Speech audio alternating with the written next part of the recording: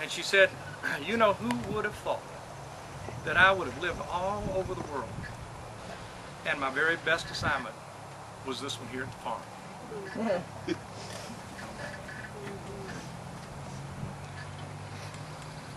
She liked to go to the spa.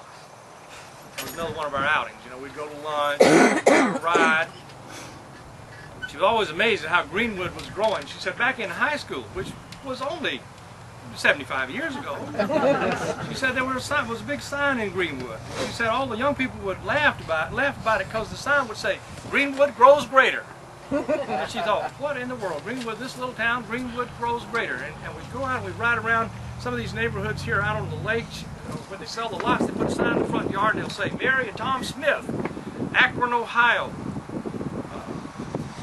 Joe and Caleb Johnson, Seattle, Washington. All these people moving from all over the country.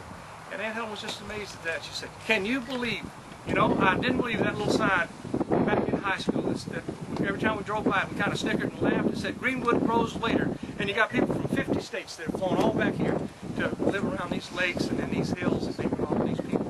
It's just amazing. It's just amazing how it's all changed. She loved to go to the spa.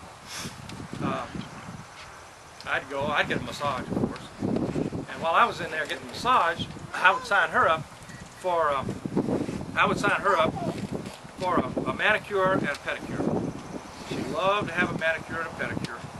Because, you know, manicure and a pedicure, they would massage her feet and they would rub her hands and they would put nice colored polish on her hands and on her nails. And there was always a lot of conversation between she and the attendant as to what color she was going to get this time.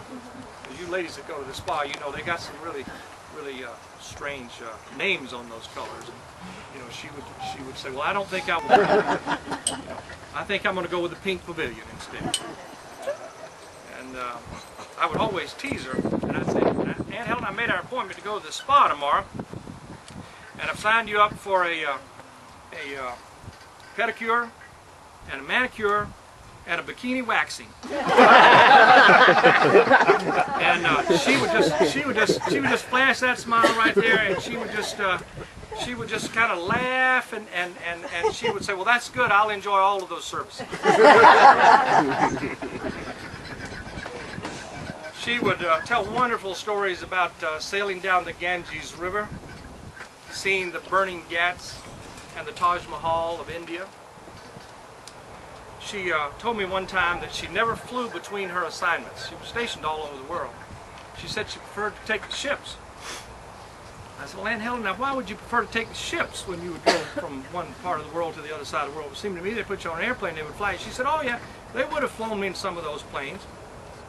But she said, I just love the ships. I just love the ship because it took so long to get there to your next assignment. Sometimes you'd be on the ship for a month. Sometimes you'd have to stop in several ports before you'd get there. And she said, you might be surrounded by 2,000 or 3,000 soldiers. All those Navy boys, you know.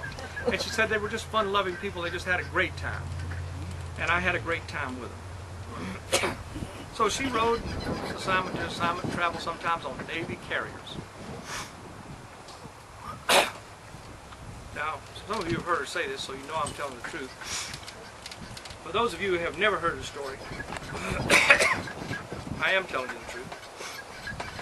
My Aunt Helen went through the Panama Canal on a submarine. Wow. Yeah, I figured I'd have to say that again.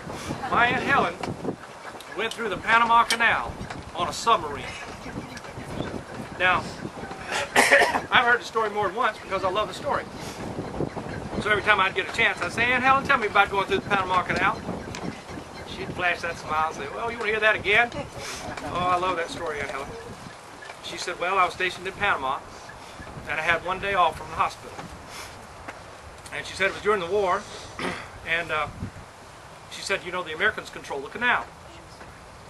And we had soldiers in every lock. I've been through the Panama Canal. You know, you float into a lock, and then they let the water out, and you go down, and then you float into the next lock, and they raise the water up and back and forth. It takes about a day to go through it. She said there was another nurse that wanted to go through the canal, and they had just gotten to Panama a month before. And they had gotten to know some submariners, some guys on a submarine. It was fixing to go through the next day. somehow those two ladies got introduced to the captain of the sub. And they mentioned they'd like to go through the canal. So the captain said, well, that'll be fine. Just come on board the submarine tomorrow morning. We'll go through the canal. Well, of course, if you're with the captain on a submarine, you know you're not down in the bowels of the submarine. You're up in the, what do they call it? I call it the catbird seat. It's the mast, up there in the masthead. Masthead, right. So here you had Aunt Helen and this other nurse and the captain up in the masthead, riding all the way through the Panama Canal on a submarine. Listen, I've told this story all over the world. It's an attention getter when you say, I have an aunt that went through the Panama Canal on a submarine. I mean, it's like E.F. Hutton's, you know, everybody stops and it caused quite a bit of a stir because this was a Navy ship and Aunt Helen was in the Army. So every time they went into a different lock, they had these little short-range ship-to-shore radios that the tower could talk to the captain of the sub. And the Army boys, every time they went into lock, Aunt Helen said, the Army boys would come on and say, hey, Captain there of that submarine, is that an Army nurse you got there standing with you in that crow's nest up there today? And he said every time that captain would get back on, he'd click that button, he'd say, that's right, boys, nothing's too good for the Navy. And she'd just laugh and smile. She'd give me that smile. She'd just laugh. Nothing's too good for the Navy. From London to Tokyo. She was in Europe during World War II. Uncle Bill went into Normandy on D-Day. He never talked about it, but I was told one time that the battalion that he went in with landed with 4,000 men, and by the time they bedded down, which was maybe 2 days later, they had less than 1,000 alive. Oh.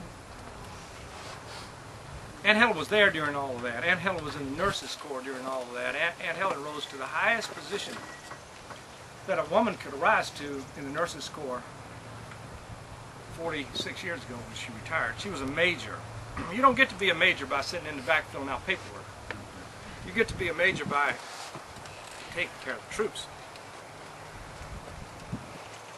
You know, she never discussed it. Uncle Bill never discussed it. She always talked about the positives. She would never, I have no glimpse of what the war was like from Aunt Helen. You ask her about it, she just changes something. But I can only imagine what she saw and what she did and where she went. I can only imagine the caregivers. She took joy in her caregivers these final days, these final years. But I can only imagine that she knew deeply how to appreciate her caregivers only because she was such a great caregiver herself. And of course, we couldn't talk about today without talking about the beach. Ann and I, last night, because you know Ann never sleeps, last night about 11 o'clock we delivered enough food over to Mama Sink's house to handle these 10 little Logans who arrived at 4 o'clock this morning from Florida. And Ann and I, about 11 o'clock, Ann says, why don't we go back and go through the cedar chest? Because Mother saved letters in the cedar chest. The cedar chest is a wealth of information. All the Dad's love letters to Mother are in the cedar chest. All the Mother's love letters to Dad are in the cedar chest. We've got letters from Uncle Marion to Dad at Porter from where Uncle Marion was in the Army. And we've got a lot of letters from